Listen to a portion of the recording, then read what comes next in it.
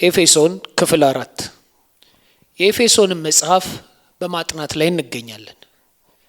ይህ ትምህርት አራተኛው ክፍል ነው። ዛሬ ወደ መጽሐፉ የመጀመሪያ ምዕራፍ እንገባለን። መጽሐፍ ቅዱሳችሁን በኤፌሶን ምዕራፍ 1 ላይ አውጡና አብረን እንቀጥል። የኤፌሶን መልእክት የተጻፈው በሐዋርያው ጳውሎስ መሆኑን ከዚህ በፊት በነበሩን ክፍሎች አይተናል። የተጻፈውም በ61 እና 63 ዓመተ ምህረት መካከል በሮም እስር ቤት በነበረበት ወቅት እንደነበር በባለፈው ሳምንታት ትምህርቶቻችን አይተናል። ደብዳቤው እንዲጻፍ ምክንያት የሆነበትንም ታሪክ በሚገባ ተመልክተናል። መልእክቱ ወደ ኤፌሶን ከተማ የተላከው አናሲሞስ በሚባል ሰው አማካኝነት ነበር። አናሲሞስ በሮም እስር ቤት በጳውሎስ አማካኝነት በክርስትና የተለወጠና ከጊዜ በኋላ የተለቀቀ ባሪያ የነበረ ሰው ነው። ስለዚህም መልእክቱ ወደ ኤፌሶን በአናሲሞስ በኩል ተላከ። አናሲሞስ ከዚህ በተጨማሪም በቆላሲያስ ይኖር ለነበረው ለጌታው ለፊሊሞናም የሚሆን መልእክት ይዞ ተመልሷል። ቆላሲያስ ከኤፌሶን በስተ ምዕራብ ገደማ 100 ማይልስ ርቀት ላይ የምትገኝ ስለነበረም መልእክቱን ወደ ኤፌሶን አድርሷል። ኤፌሶን ቁልፍ በሆነ ስፍራ ላይ የምትገኝ ለአካባቢው ወሳኝ ቤተክርስቲያን እንደነበረች አይተናል። የዚህ አካባቢ ወንጌል መስፋፋት የጀመረው ከኤፌሶን የተነሳም ነበር። ኤፌሶን እንደ ቤተክርስቲያን በጣም አድጋ ነበር። ነገር ግን ከጊዜ በኋላ የመልካምነቷ ጥራት እየቀነሰ መጣ። ስለዚህ ከ30 ዓመታት በኋላ በሐዋርያው ዮሐንስ አማካኝነት በራእይ መጽሐፉ ላይ ማስጠንቀቂያ ሲሰጣት እናያለን። በዛም መልእክት ለኤፌሶን ሲናገር ስለ ፍቅሯ መጉደል ያስጠነቅቃቸዋል። ዳሩ ግን የምነቅፍብህ ነገር አለኝ፣ የቀደመውን ፍቅርህን ትተሃልና ይለዋል። ጳውሎስ ኤፌሶንን ለቆ ከሄደ በኋላ ሐዋርያው ዮሐንስ ለማገልገል ወደዛ መጣ። በኤፌሶንም ተቀመጠ። እስከ መጨረሻውም ቀንም ድረስ እዚያ ነበር። ስለዚህ ያቺ ቤተክርስቲያን የወንጌል መስፋፋትን በተመለከተ ከፍተኛ ተጽዕኖ የነበራት ጉልህ ቤተክርስቲያን ነበረች። የምናውቃቸው 2 ሐዋርያት አገልግሎታቸውን በማከናወን እዚያ መሰረት ጥለዋል። የኤፌሶን መጽሐፍ በበርካታ መንገዶች ሊከፋፈል ይችላል። ባለፈው ሳምንት ማጠቃለያ ላይ ስለዚህ ሐሳብ አንስተን ነበር። ይህንን መልእክት ከፋፍላችሁ ማየት ከፈለጋችሁ የመጀመሪያው ክፍል በቤተ ክርስቲያን ውስጥ ስለሚገኙ በረከቶች፣ ሁለተኛው የቤተ ክርስቲያን ሁለንተናዊ ወይንም ዓለም አቀፋዊነት፣ ሶስተኛው የቤተ ክርስቲያን ግዴታዎች። በዚህም በሶስተኛው ክፍል ስር ንዑሳን ርዕሶችን አስቀምጠናል። እነዛም የቤተ ክርስቲያን ግዴታዎች ናቸው። እነሱም አንድነት፣ ጽድቅና ታማኝነት ብለናል። ስለዚህ የኤፌሶን መጽሐፍ ዋነኛ ሐሳብ ስለ ቤተ ክርስቲያን እንደሆነ ማየት ትችላላችሁ። ስለ ቤተ ክርስቲያን ባህሪ፣ ስለ ግቦቿና ስለ መሳሰሉት ማጥናት ከፈለጋችሁ ወደ ኤፌሶን መልእክት ብትመጡ መልካም ነው። ስለ ኤፌሶን ልታስታውሱ የሚገባው ነገር በልዑል እግዚአብሔር እቅድ ውስጥ የቤተ ክርስቲያንን አስፈላጊነት እጅግ ትልቅና ወሳኙ ነገር መሆኑን ነው። አንዳንድ ሰዎች ቤተ ክርስቲያን አስፈላጊ አይደለችም፣ እኔ ቤተ ክርስቲያን ሳያስፈልገኝ እግዚአብሔርን ማምለክ እችላለሁ ይላሉ። ከዚህ በፊት እንዳልኳችሁ ይህንን የሚናገር ሰው አዲስ ኪዳንን በጥንቃቄ እንዳላነበበ ግልጽ ነው። እንዲሁም በእርግጠኝነት ወደ ኤፌሶን የተጻፈውን መልእክት አላጠናም። ስለዚህ ጳውሎስ በመልእክቱ ውስጥ ስለ ቤተ ክርስቲያን 4 ዋና ዋና ነገሮችን ይናገራል። አንደኛ የቤተ ክርስቲያን መፈጠርና መባረክ፣ እግዚአብሔር ከዘመን መጀመሪያ ጀምሮ የነበረው ዓላማ መሆኑን፣ ቤተ ክርስቲያን አስፈላጊ አይደለችም የሚል ማንኛውም ሰው እግዚአብሔር ቤተ ክርስቲያንን በጣም አስፈላጊ አድርጎ እንደተመለከታት ገና አልተረዳም። ስለ ቤተ ክርስቲያን 4 ዋና ዋና ሐሳቦች። ቤተ ክርስቲያንን መባረክ ከዘመን መጀመሪያ በፊት ከዓለም ፍጥረት በፊት የነበረው የእግዚአብሔር ግብ ነበር። ጳውሎስ የሚናገረው ሌላው ነገር እውነተኛ ሕይወትን ማወቅና መለማመድ የሚቻለው በክርስቶስ አካል አባልነት፣ ያም በቤተ ክርስቲያን ብቻ እንደሆነና ሁሉም የዚያ አካል ክፍል መሆን እንዳለበት ነው። ጳውሎስ ይህንን ሐሳብ ያሰምርበታል። እውነተኛ ሕይወት ያለው በቤተ ክርስቲያን ውስጥ ነው ይለናል። ብዙ ሰዎች፣ አንዳንድ ጊዜም አማኝ ያልሆኑ ሰዎችም የቤተ ክርስቲያን አካል ያልሆኑ ሰዎች ሕይወታቸውን እንዴት እንደሚመሩ አይገባኝም ሲሉ ሰምታችሁ ታውቃላችሁ። በእርግጥ እያሉ ያሉት ጳውሎስ እዚህ ጋር እየተናገረ ያለውን እውነት ነው። እግዚአብሔር እንደ መንፈሳዊ ሰው ለእኛ ያዘጋጀልን የእውነተኛ ሕይወት ልምምድ የሚገኘው በቤተ ክርስቲያን ውስጥ ነው። ሶስተኛው ነገር ቤተክርስቲያን በህብረተሰቡ ውስጥ የትኛው ትክክል እንደሆነ ወይንም እርስ በርስ እንዴት መግባባት እንዳለብን መስፈርት በማስቀመጥና ክርስቶስን በቃሉ በመግለጥ ረገድ የብርሃን ያህል እንደሆነች ይናገራል። ሁልጊዜ የምንታገለው አንዱ ችግር በቤተ ክርስቲያን ውስጥ ብቻ የተገለልን ሆነን ከማህበረሰብ የራቀን እንዳንሆን ነው። በማህበረሰብ ውስጥ እንኖራለን፣ ግን የምናውቃቸው ብቸኛ ሰዎች ክርስቲያኖች ብቻ አይደሉም። የምንነጋገራቸው ብቸኛ ሰዎች ክርስቲያኖች ብቻ አይደሉም። ያንን መታገል አለብን። ምክንያቱም ቤተክርስቲያን በህብረተሰብ ውስጥ ያላት ሚና ለዓለም ብርሃን መሆን ነው። ኢየሱስ የዓለም ብርሃን ናችሁ ሲል ስለ ብርሃን ብቻ እየተናገረ አይደለም። ጠላቶቻችንን መውደድ አለብን፣ እርስ በርሳችን መዋደድ አለብን እንደሚለው አይነት ብርሃን ብቻ ሳይሆን ትክክሉ ይህ ነው፣ ስህተቱ ይህ ነው የሚለውን ብርሃንነት ጭምር ነው። በእግዚአብሔር የማያምን ሰው ለባለስልጣናት እውነትን ሲናገር ስመለከት ሁልጊዜ ያዝናለሁ። ያ በህብረተሰብ ውስጥ የቤተ ክርስቲያን ሚና ነበር። ጳውሎስ በስተመጨረሻ የተናገረው ነገር ቤተ ክርስቲያን ድል አድራጊ ሆና ትነሳለች፣ ሞትንም ጨምሮ በማንኛውም አካላዊና መንፈሳዊ ጠላት ላይ ድል ታደርጋለች። ስለዚህ ይህንን በአእምሯችን ይዘን ነው ወደ መጀመሪያው ምዕራፍ የምንገባው። አሁን የመጀመሪያውን ክፍል እንመርምር። ይህም ጳውሎስ ለቤተ ክርስቲያን ብቻ የተሰጡና የተጠበቁ ናቸው ያላቸውን በረከቶች እንመልከት። ስለዚህ ኤፌሶን መልእክት ምዕራፍ 1 ላይ እንክፈት። መልእክቱ የሚጀምረው እንደ ሁሌውም በሰላምታ ነው። ቁጥር 1 እና 2 ላይ እንዲህ ይላል፣ በእግዚአብሔር ፈቃድ የኢየሱስ ክርስቶስ ሐዋርያ የሆነ ጳውሎስ በኤፌሶን ላሉት ቅዱሳን በክርስቶስ ኢየሱስም ታማኞች ለሆኑ ከአባታችን ከእግዚአብሔር ከጌታም ከኢየሱስ ክርስቶስ ጸጋና ሰላም ለእናንተ ይሁን። ስለዚህ እንደ ልማዱ ጳውሎስ በመልእክቱ መጀመሪያ ላይ ራሱን ያስተዋውቃል። ዛሬ ላይ እኛ በደብዳቤ መጨረሻ ላይ ከታች ከአክብሮት ጋር ብለን በመጻፍ እንደምንፈርመው እነሱ ገና ከላይ ሲጀምሩ ሰላምታና ማንነታቸውን በመግለጽ ይጀምራሉ። በዛን ዘመን መልእክት ሲጻፍ የሚጀምረው በዚህ መልኩ ነው።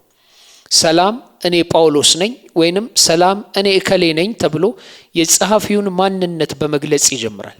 ስለዚህ መልእክት ለመጀመር የተለመደው የአጻጻፍ መንገድ ያ ነበር። እንዲሁም በመንፈስ የተመራና በጌታ የተመረጠ ሐዋርያ እንደመሆኑ መጠን ማንነቱ ተአማኒነት ያለው መሆኑን ለማረጋገጥ በእግዚአብሔር ፈቃድ የኢየሱስ ክርስቶስ ሐዋርያ የሆነ ጳውሎስ በማለት በማን ስልጣን ሐዋርያ ወይንም የማን መልእክተኛ እንደሆነ በመግለጥ ይጀምራል። ይህ ደግሞ እሱ በራሱ ፈቃድ ተነሳስቶ እኔ ሐዋርያ ነኝ እንዳላለና በእግዚአብሔር የተሾመ መሆኑን ያሳያል። ስለዚህ ይህንን ካስገነዘበ በኋላ የሚናገረውን ነገር በስልጣን ሁሉ ይናገራል። ከዛም በዛ ያሉ አማኞች በኤፌሶን ላሉት ቅዱሳን በክርስቶስ ኢየሱስም ላሉት ምእመናን በማለት እነሱን ታማኝና ቅዱሳን በማለት ዕውቅና ይሰጣቸዋል። እንደገናም ሰላምታውን በተለመደው በረከት ያጠናቅቃል። ጸጋና ሰላም ከእግዚአብሔርና ከጌታ ኢየሱስ ክርስቶስ ይሁን በማለት ሰላምታውን ስንመለከት ጸጋ የሚል ቃል እናገኛለን። ጸጋ እግዚአብሔር በልጁ ሞት አማካኝነት መዳንን ያቀረበበት የእግዚአብሔር ባህሪ የሆነ ከእግዚአብሔር ለእኛ ያለኛ ተሳትፎ እና አስተዋጽኦ የተሰጠ ማለት ነው። እግዚአብሔር ሁለንተናዊ ኩነኔን እንዳለመተው ይችል ነበር፣ ወይንም ፍጹም ሆነህ ኑር አሊያም ትኮነናለህ ማለት ይችል ነበር። ነገር ግን ሌላ መንገድን አቀረበ ወይንም አመጣ። ያም በክርስቶስ ላይ ባለን እምነት መሰረት ይቅር ልንባል የምንችልበትን የጸጋ መንገድ ነው። ጳውሎስ ጸጋ የሚለውን ቃል ሲጠቀም በዚያች አንዲት ቃል ውስጥ የታጨቁ ብዙ ነገሮች አሉበት። የቤተ ክርስቲያን አባላት ለሆኑ ሰዎች እየተነገረ መሆኑን አስታውሱ። ላላመኑ ሰዎች እየተነገረ አይደለም። ስለዚህ አማኞች ያንን ጸጋ የሚለውን ቃል እምቅ አቅም እንደተረዱ እገምታለሁ። ከዚያም በመቀጠል ሰላም ለእናንተ ይሁን በማለት ሰላም የሚለውን ቃል ያነሳል። ይህም ሰላም ሰላምታ ብቻ ሳይሆን በእግዚአብሔር በኩል የተደረገው የዚያ የጸጋ እርምጃ ውጤት ነው። ሐሳቡ በኢየሱስ በሚያምኑ ሰዎች ሁሉ መካከል ሰላም ይሆናል የሚል ነው። በእነዚያ ሰዎች መካከል በዚያ ሕዝብና በእግዚአብሔር መካከል ሰላም ሆኗል እያለ ነው። እንዲሁም በእያንዳንዱ የዳነ ሰው ነፍስ ውስጥ ሰላም መሆን ደግሞም ሆኗል እያለ ነው። የመዳን አንዱ ጥቅሙ ከእርሱ ከጌታ የሚመጣው ሰላም ነው። ይህ ሰላም የውስጥ ሰላም ነው። በስሜት የሚሰማን በእርግጥም የምንለማመደው ሰላም ነው። ይህ ሰላም በመከራም ሆነ በደስታ ውስጥ ያለ ከጌታ የሆነና በቁሳቁስና በሁኔታዎች ላይ ያልተደገፈ ሰላም ነው። ስለዚህ ጳውሎስ እያላቸው ያለው ሰላም ሆኖላችኋል እንጂ ሰዋዊ ሰላምታ ብቻ እየሰጣቸው አልነበረም። ይህ ጸጋ ይዞት የሚመጣው ሰላም ወደ መንግሥተ ሰማያት ስንደርስ የሚመጣ ሳይሆን በዚህ ምድር ሳለን የምንለማመደው መሆን አለበት። ልምምዱ አሁን ነው። ሰላም ብቻ ሳይሆን ከመዳን ጋር የሚመጡትን ነገሮች አሁን አምነን መለማመድ አለብን። ስለዚህ ይህ ጳውሎስ ሙሉን የወንጌል መልእክትና ማመን በሰው ልጅ ላይ ያለውን ተጽዕኖ በጥቂት ቃላት ያመቀበት መንገድ ጸጋና ሰላም ለእናንተ ይሁን በማለት ነበር። እነዚያ ቃላት ጳውሎስ ያስተማራቸውና ያካፈላቸውን ነገሮች ሁሉ ያጠቃልላሉ። በዚህ ክፍል ጳውሎስ ቤተ ክርስቲያንን በተመለከተ የእግዚአብሔር መሰረታዊ ዓላማን ያብራራል። ይህም ከዘመን መጀመሪያ ጀምሮ የእግዚአብሔር ዓላማ አንድን አካል መፍጠር ነበር። ያ አካል ደግሞ ቤተ ክርስቲያን ናት፣ ወይንም የክርስቶስ አካል ትባላለች። ክርስቲያኖች ቅዱሳን የዳኑትና የተዋጁት የእግዚአብሔር ቤተሰቦች ሆነው በአንድነት ይሰባሰባሉ። ይህም ስብስብ ቤተ ክርስቲያን ተብላ ትጠራለች። ከዘመን መጀመሪያ ጀምሮ የእግዚአብሔር ዓላማ መንፈሳዊ በረከቶችን ሊያፈስበት ወይንም ሊሰጠን የሚችልበት አካል መፍጠር ነበር። ሁሉ ነገር ያለው ባለጸጋ አያት ፍቅሩን የሚያፈስበትን የልጅ ልጅ የሚፈልግ ያለ አይነት ምሳሌ ማለት ነው። ፍጹም ምሳሌ ላይሆን ይችላል። ነገር ግን ወላጆችና አያቶች የሆናችሁ የምናገረውን ታውቃላችሁ። መጽሐፍ ቅዱስ እግዚአብሔር ይህንን እንዴት እንዳከናወነ የሚያሳይ መዝገብ ነው። ኢየሱስ ክርስቶስ ደግሞ ይህንን ያከናወነበት ነው። አስታውሱ፣ እዚህ ያለው ሐሳብ እግዚአብሔር ለቤተ ክርስቲያን በረከቶችን መስጠት እፈልጋለሁ ያለበት ሐሳብ ነው። ቤተ ክርስቲያን ደግሞ እርሱ ያንን ያደረገላትና የሚያደርግባት አካል ናት። ስለዚህ ከቁጥር 3 እስከ 14 ባለው ክፍል ጳውሎስ የበረከቶቹን ተፈጥሮ የስጦታዎቹን ተፈጥሮ ይገልጻል። እግዚአብሔር ከዘመን መጀመሪያ ጀምሮ በኢየሱስ ክርስቶስ በኩል ለቤተ ክርስቲያን ለመስጠት ያቀደውን ነገሮች ያብራራል። ስለዚህ ቁጥር 3ን ማንበብ እንጀምር። እንዲህ ይላል፣ በክርስቶስ በሰማያዊ ስፍራ በመንፈሳዊ በረከት ሁሉ የባረከን የጌታችን የኢየሱስ ክርስቶስ አምላክና አባት ይባረክ። ስለዚህ እግዚአብሔር ከኢየሱስ ክርስቶስ ጋር በተያያዘ መንፈሳዊ ተፈጥሮ ያላቸውን ስጦታዎች በቤተ ክርስቲያን በኩል ይባርካል፣ ይገልጣል ወይንም ይሰጣል። ስጦታዎቹ በተፈጥሯቸው ወይንም በመገኘታቸው መንፈሳዊ ናቸው። ከዚህ ምንባብ ከምንረዳቸው ነገሮች አንዱ ይህ ነው። እነዚህ ከሰማያዊ ስፍራ የሚነሱት በረከቶች ሁሉ ባህሪያቸው መንፈሳዊ እንጂ ቁሳዊ አይደለም። መንፈሳዊ ነገሮች ደግሞ ቁሳዊ ነገሮችን የመፍጠር ኃይል አላቸው። እንዲሁም እግዚአብሔር ሊሰጠን የወደደውን ስጦታዎች ሁሉ እንደሰጠን መረዳት እንችላለን። እሱ ያስቀረው ምንም የለም። ሊሰጠን የሚገባውን ሁሉ በክርስቶስ ኢየሱስ በኩል ለቤተ ክርስቲያን ሰጥቷል። እነዚህ ነገሮች ወይንም እነዚህ ስጦታዎች የተሰጡትና የተቀበልናቸው ከኢየሱስ ክርስቶስ ጋር ብቻ በተያያዘና በእርሱ ምክንያት ብቻ ነው። ከሙሴ ጋር በተያያዘ አይደለም፣ ከኤልያስ ጋር በተያያዘም አይደለም። እነዚህ ስጦታዎች ከክርስቶስ ጋር በተያያዘ በእርሱ ውስጥ እንደመጡ ይናገራል። ይህንንም የሚያረጋግጠው ቃል ደግሞ በክርስቶስ የሚለው ነው። በቁጥር 4 ላይ የመጀመሪያው ያንን እናነባለን። እንዲህ ይላል፣ በፊቱ ቅዱሳንና ነውር የሌለን እንሆን ዘንድ ዓለም ሳይፈጠር በእርሱ መረጠን። እዚህ ላይ እንቁም። ይህንን ነገር የማድረግ ስጦታዎችን የመስጠት ውሳኔ የተደረገው ከዘመን መጀመሪያ ከፍጥረት መጀመሪያ በፊት ነው። በድንገት ወይንም በኋላ ላይ የመጣ ሐሳብ አልነበረም። እግዚአብሔር ሰውን ገና ለመፍጠር ሲያስብ ለሰው ልጅ ሊሰጠው ያሰበው መንፈሳዊ በረከት እንጂ ምናልባት እንዲህ ባደርግ ወይንም ብሰጥ ይሻላል ብሎ ያደረገው ድንገት የመጣለት ሐሳብ አልነበረም። የታሪክ ሁሉ ሂደት ለቤተ ክርስቲያን ስጦታዎችን ለመስጠት በነበረው የእርሱ እቅድ ውስጥ ይካተታል። እግዚአብሔር እነዚህ ስጦታዎች የመጡበት መንገድ ይሆን ዘንድ ኢየሱስ ክርስቶስን አድርጎ መረጠ። በእምነት ከክርስቶስ ጋር የተዋሃዱት ደግሞ በረከቱን የሚቀበሉ ናቸው። በመጽሐፍ ቅዱስ ትክክለኛ የምርጫ ጽንሰ ሐሳብ ያ ነው። ኤፌሶን ላይም ይህንን ይጠቅሰዋል። ስለዚህ ከቁጥር 4 እስከ 14 ባለው ክፍል ጳውሎስ እግዚአብሔር ለቤተ ክርስቲያን ለመስጠት ያዘጋጀውን በረከቶች ይገልጻል።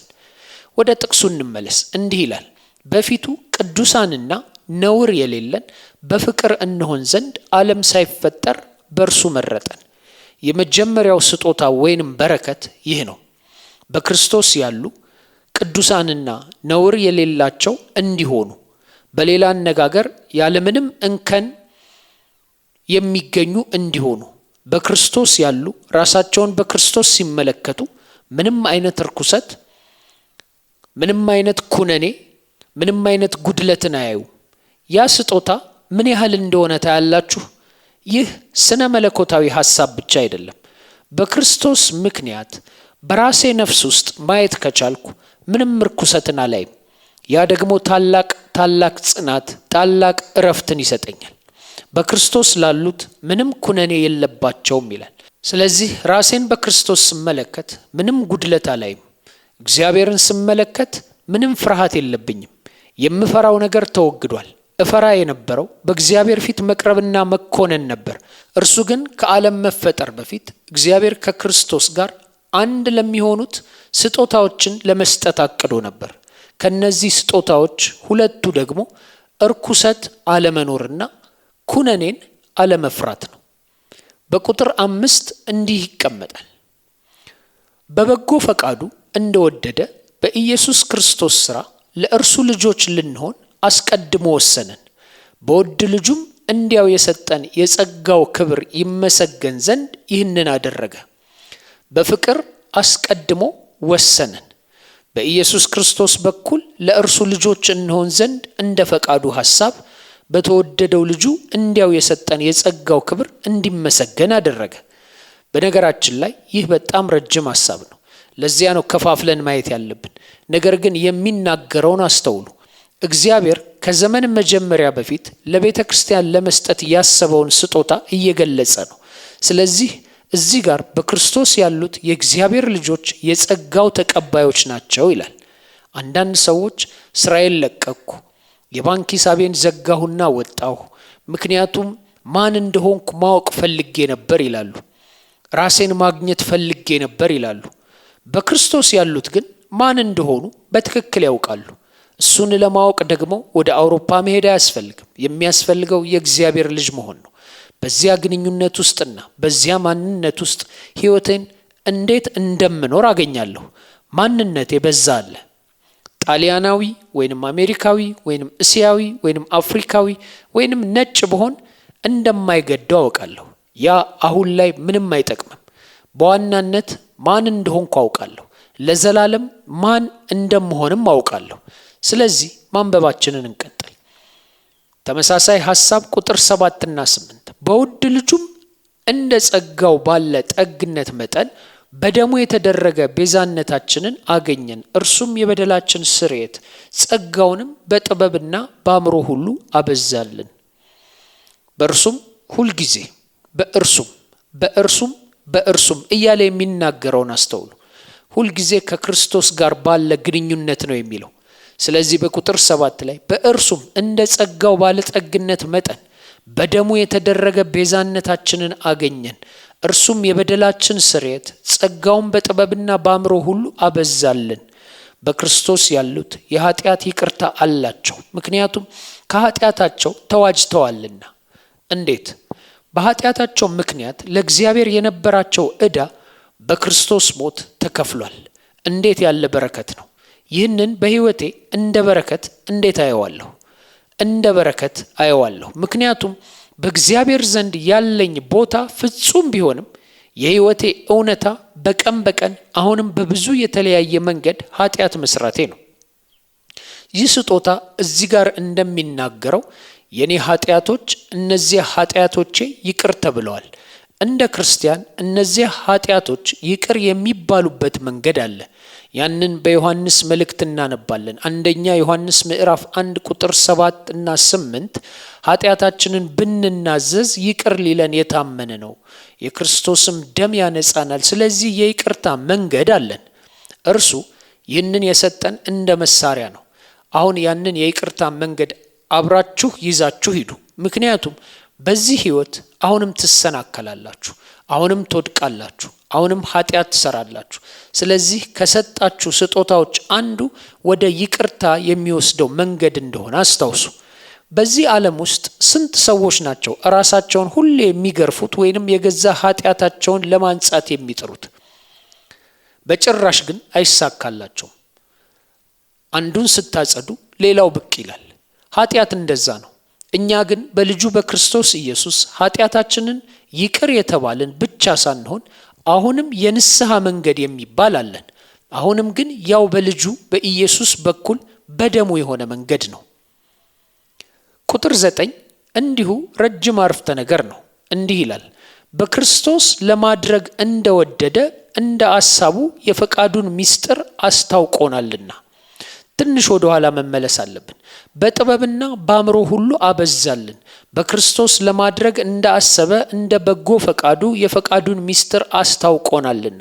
በዘመን ፍጻሜ ይደረግ ዘንድ ያለው ሐሳብ በሰማይና በምድር ያለውን ሁሉ በክርስቶስ ለመጠቅለል ነው። እየተናገረ ያለው በክርስቶስ ያሉት የእግዚአብሔር እንደገና እየተናገረ ያለው በክርስቶስ ያሉት እግዚአብሔር ለሰው ልጆች ስላለው አጠቃላይ እቅድ እውቀቱ አላቸው ነው። በእውርነት አንመላለስም። በክርስቶስ ያሉት መጀመሪያውን ያውቃሉ፣ መጨረሻውንም ያውቃሉ። ሁሉ እንዴት እንደተጀመረ፣ እንዴት እንደተበላሸ፣ እግዚአብሔር እንዴት እንዳስተካከለውና በሕይወታቸው ብቻ ሳይሆን በዘላለም ሕልውና ውስጥ እንዴት እንደሚያልቅም ያውቃሉ።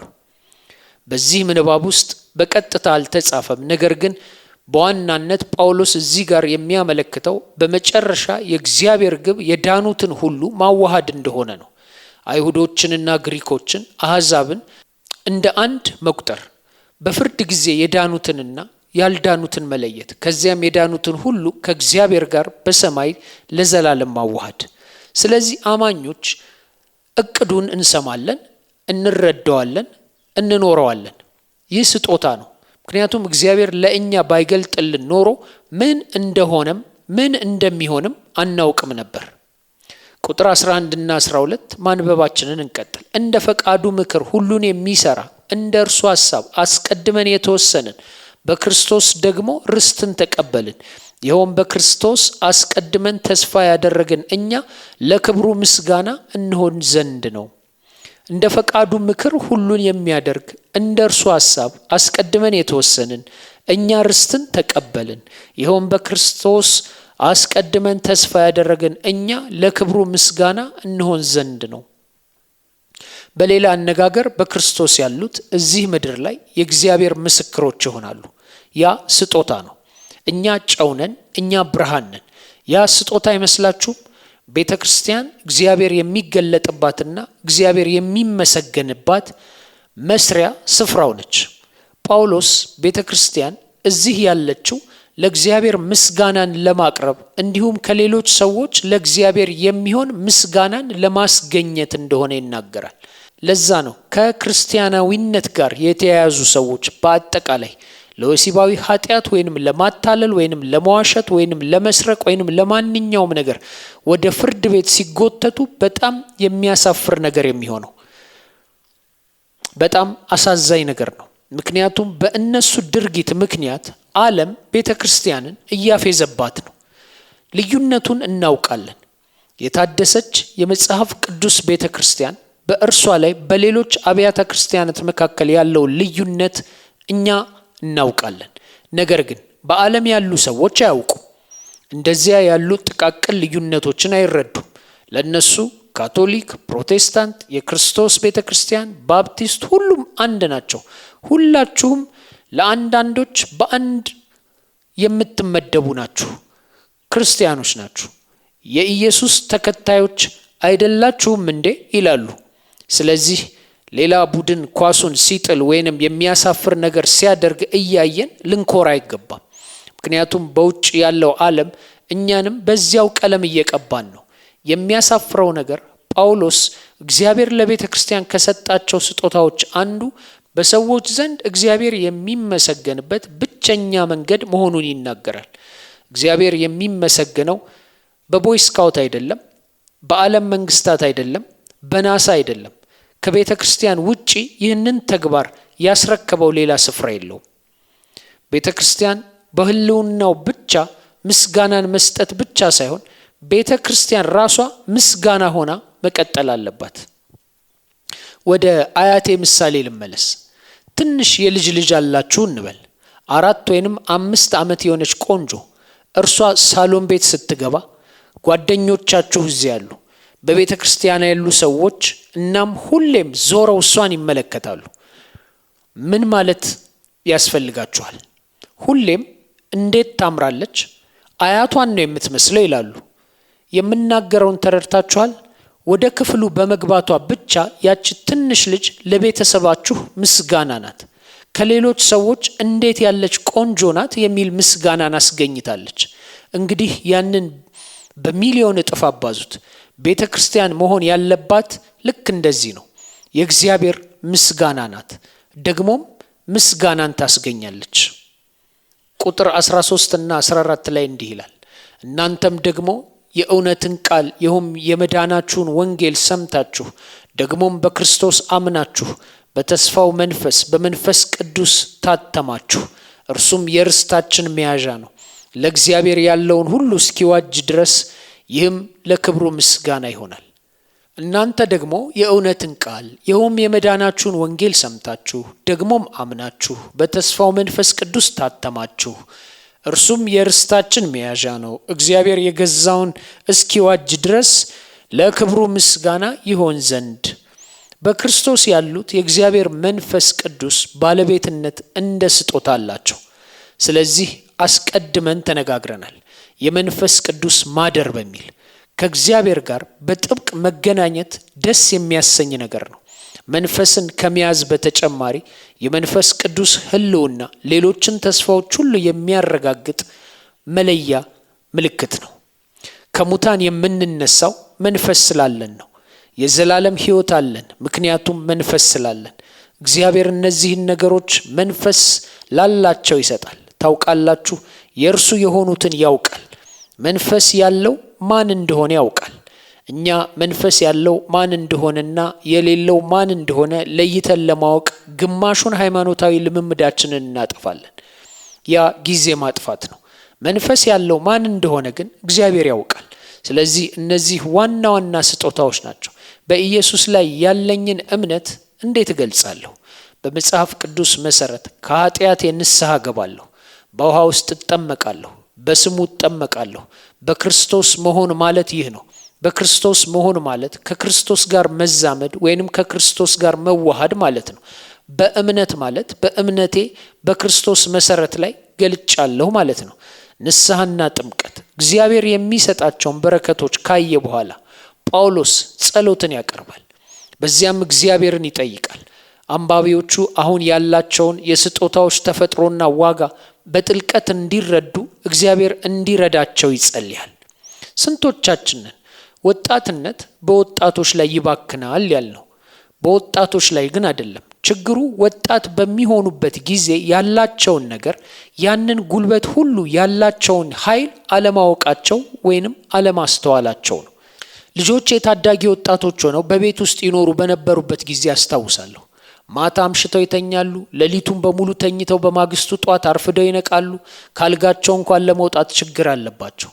እኔም በዚህ መካከል 2 ወይንም 3 የህይወት ዘመናት አሳልፌያለሁ። እንግዲህ ጳውሎስ በኤፌሶን ያለችው ቤተ ክርስቲያን ያላትን ነገር፣ የስጦታዎቹን ዋጋ አብልጣ እንድትረዳ እንዳታባክነው እየጸለየ ነው። ስለዚህ ለቤተ ክርስቲያን ጠንካራ ጸሎትን ያደርጋል።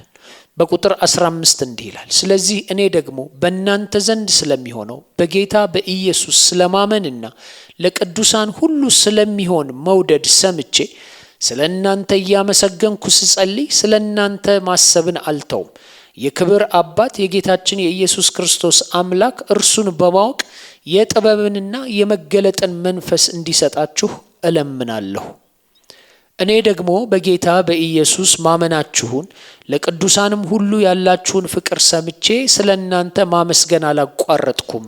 በጸሎቴም ጊዜ እናንተን ሳስብ ይላል፣ ስደት ቢኖርባቸውም እንደ ወጣት ቤተ ክርስቲያን እስካሁን ታማኞች ስለነበሩ ጳውሎስ እግዚአብሔር የበለጠ በጥልቅ እግዚአብሔርን የማወቅን ችሎታ እንዲሰጣቸው ይጸልያል። ሰዎች መንግሥተ ሰማያት ምን ትመስላለች ይላሉ። ምን እንደምትመስል እርግጠኛ አይደለሁም። ነገር ግን መጽሐፍ ቅዱስ ይነግረናል። መንግሥተ ሰማያት ያለ ኃጢአትና ሞት እንቅፋት ከእግዚአብሔር ጋር በግንኙነት የመኖር ልምምድ እንደሆነ፣ በዛ ኃጢአት የለም፣ ሞት የለም። ስለዚህ የእግዚአብሔር ልምምዴ ሙሉ ነው። ስለዚህ ይህንን ድንቅ ነገር አሁን መለማመድ እንዲጀምሩ ነበር ጳውሎስ የፈለገው። ወደ ሰማይ እስክትደርሱ አትጠብቁ፣ ሰማይን አሁኑኑ እንድትቀምሱ ፈልጋለሁ። በቁጥር 18 እና 19 ላይ እንዲህ የልባችሁ አይኖች ሲበሩ በመጠራቱ ያለው ተስፋ ምን እንደሆነ፣ በቅዱሳን ዘንድ ያለው የርስቱ ክብር የባለጠግነት ምን እንደሆነ፣ ለምናምን ከሁሉ በላይ የሚሆን የኃይሉ ታላቅነት ምን እንደሆነ ታውቁ ዘንድ ጸልያለሁ። ይህም በክርስቶስ ያደረገው የጽናቱ ኃይል አሰራር ነው። ስለዚህ በዚያ የቀጣይ ምንባብ ለእነርሱ በረከት የሚሆኑባቸውን ስለ እግዚአብሔር እንዲያውቋቸው የሚፈልጋቸውን አንዳንድ ነገሮች በዝርዝር ይገልጻል። ስለዚህ ምን እንዲያውቁ እየፈለገ ነበር? በፊታቸው ያለውን ተስፋ እንዲያውቁ ይፈልጋል። ታዲያ ያ ተስፋ ምንድን ነው? የዘላለም ሕይወት ነው። የርስቱም ባለጠግነት እንዲያውቁ ይፈልጋል። ያ ምንድን ነው? የዘላለም ሕይወት ነው። የእግዚአብሔር ኃይል ታላቅነትን እንዲያውቁ ይፈልጋል። ታዲያ የእርሱ ኃይል ታላቅነት ምንድን ነው? ከሙታን ያስነሳቸዋል፣ የዘላለምም ሕይወትን ይሰጣቸዋል። ስለዚህ እነዚህ ሁሉ ነገሮች የሚያመላክቱት ወደ አንዱ ነገር ነው፣ የእኛ ትንሣኤ፣ የእኛ መክበር፣ ከዚያም የእኛ ከፍ ከፍ ማለት። የሚሆኑ 3 ነገሮች እነዚህ ናቸው። ከሙታን እንነሳለን፣ እንከብራለን፣ አካላችን ይለወጣል፣ መንፈሳዊ አካል እንለብሳለን። ነገር ግን ብዙ ጊዜ የማንናገረው ነገር አለ፣ እርሱም ከፍ ከፍ ማለት ነው። ትንሣኤ፣ መክበር፣ በእግዚአብሔር ቀኝ ከፍ ከፍ ማለት። የከበረው አካል በቀላሉ ከእግዚአብሔር ጋር ለዘላለም የመሆንን ልምምድ እንድንለማመድ ያዘጋጀናል። በዚህ በተወሰነውና አሁን ባለው አካል ከእርሱ ጋር መሆን አንችልም ማለት ነው። ያንን በኃጢአታችን ምክንያት አጥተነዋል። ቁጥር 20 እንጨርሰው። እንዲህ ይላል፣ ክርስቶስንም ከሙታን ሲያስነሳው ከአለቅነትና ከስልጣናት ከኃይልና ከጌትነት ሁሉ በላይ በዚህ ዓለም ላይ ብቻ ሳይሆን ነገር ግን ሊመጣ ባለው ዓለም ደግሞ ከሚጠራው ስም ሁሉ በላይ በሰማያዊ ስፍራ በቀኙ ሲያስቀምጠው በክርስቶስ ባደረገው ሥራ የብርታቱ ጉልበት ይታያል። ሁሉንም ከእግሩ በታች አስገዛለት፣ ከሁሉ በላይም ራስ እንዲሆን ለቤተ ክርስቲያን ሰጠው። እርሷም አካሉና ሁሉን በሁሉ የሚሞላ የእርሱ ሙላት ናት። የአረፍተ ነገሩ ማብቂያ ላይ የእንግሊዘኛ መምህር ብትሆኑ ያንን ለመተንተን ወይንም በስዕላዊ መግለጫ ለማሳየት ብትሞክሩ አስቡት፣ ጥቁር ሰሌዳው አይበቃችሁም። ስለዚህ ከቁጥር 20 እስከ 23 ባለው ክፍል እነዚህ ነገሮች እንዴት እንደተገኙና እንዴት እየተዳደሩ እንደሆነ በመግለጽ ይህንን ጸሎት ያጠቃልላል። እንዴት ለሚለው መልሱ በክርስቶስ ነው።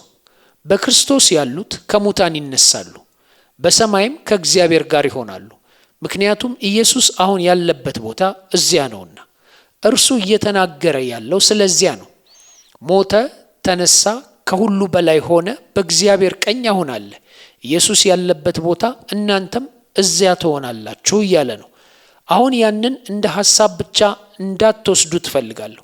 ነገር ግን የመንፈሳዊ ሕይወት እውነታ አድርጋችሁ መለማመድ እንድትጀምሩ ግን እፈልጋለሁ። ስለዚህ ዋስትና ከሚሰጣቸው ከኢየሱስ ደቀ መዛሙርትነታቸው የተነሳ የተቀበሉትን ዋጋ አብዝተው እንዲያውቁ ይጸልያል። እንዴት ለሚለው ከሁሉ በላይ በሆነው በጌትነቱ ምክንያት ይላል። ከሙታን የተነሳውን ሰው አምናለሁ፣ ያንን አምናለሁ። ሌላ ማንኛውንም ነቢይ አንድ ጥያቄ ብቻ ነው የምጠይቀው። ከሙታን ተነስተሃል? አልተነሳውም ካለኝ ደህና ሁን ቻው ብዬው ሄዳለሁ።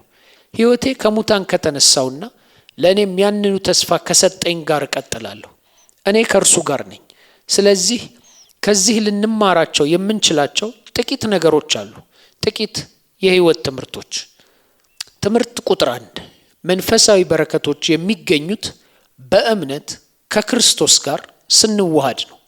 ማንም ሰው ወደ ሰማይ ሄዶ እግዚአብሔርን ሲያናግረው እግዚአብሔርም በኢየሱስ አምነሃል ብሎ ሲጠይቀው እንጃ የሆነ ያህል አምኜ ነበር እንዲል አልፈልግም።